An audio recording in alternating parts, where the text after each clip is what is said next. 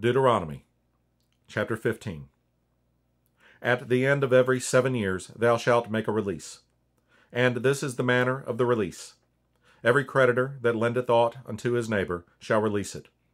He shall not exact it of his neighbor, or of his brother, because it is called the Lord's release. Of a foreigner thou mayest exact it again, but that which is thine with thy brother thine hand shall release. Save when there shall be no poor among you, for the Lord shall greatly bless thee in the land which the Lord thy God giveth thee for an inheritance to possess it. Only if thou carefully hearken unto the voice of the Lord thy God, to observe to do all these commandments which I command thee this day. For the Lord thy God blesseth thee, as he promised thee, and thou shalt lend unto many nations, but thou shalt not borrow. And thou shalt reign over many nations, but they shall not reign over thee. If there be among you a poor man of one of thy brethren within any of thy gates in thy land, which the Lord thy God giveth thee, thou shalt not harden thine heart, nor shut thine hand from thy poor brother. But thou shalt open thine hand wide unto him, and shalt surely lend him sufficient for his need, in that which he wanteth. Beware that there be not a thought in thy wicked heart, saying, the 7th year, the year of release, is at hand, and thine eye be evil against thy poor brother, and thou givest him not, and he cry unto the Lord against thee, and it be sin unto thee. Thou shalt surely give him, and thine heart shall not be grieved when thou givest unto him, because that for this thing the Lord thy God shall bless thee in all thy works, and in all that thou puttest thine hand unto. For the poor shall never cease out of the land, therefore I command thee, saying, Thou shalt open thine hand wide unto thy brother, to the poor, and to the needy in thy land.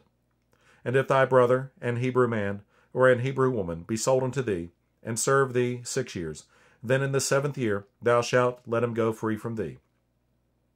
And when thou sendest him out free from thee, thou shalt not let him go away empty.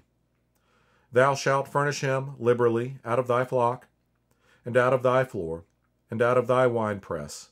Of that wherewith the Lord thy God hath blessed thee, thou shalt give unto him. And thou shalt remember that thou wast a bondman in the land of Egypt, and the Lord thy God redeemed thee. Therefore I command thee this thing today. And it shall be, if he say unto thee, I will not go away from thee, because he loveth thee and thine house, because he is well with thee, then thou shalt take an awl, and thrust it through his ear, unto the door, and he shall be thy servant forever. And also unto thy maidservant thou shalt do likewise.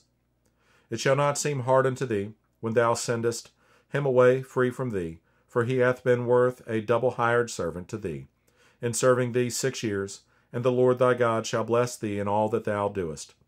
All the firstling males that come of thy herd, and of thy flock thou shalt sanctify unto the Lord thy God. Thou shalt do no work with the firstling of thy bullock, nor shear the firstling of thy sheep. Thou shalt eat it before the Lord thy God year by year in the place which the Lord shall choose, thou and thy household. And if there be any blemish therein, as if it be lame or blind, or have any ill blemish, thou shalt not sacrifice it unto the Lord thy God. Thou shalt eat it within thy gates. The unclean and the clean person shall eat it alike, as the roebuck and as the hart. Only thou shalt not eat the blood thereof. Thou shalt pour it upon the ground as water.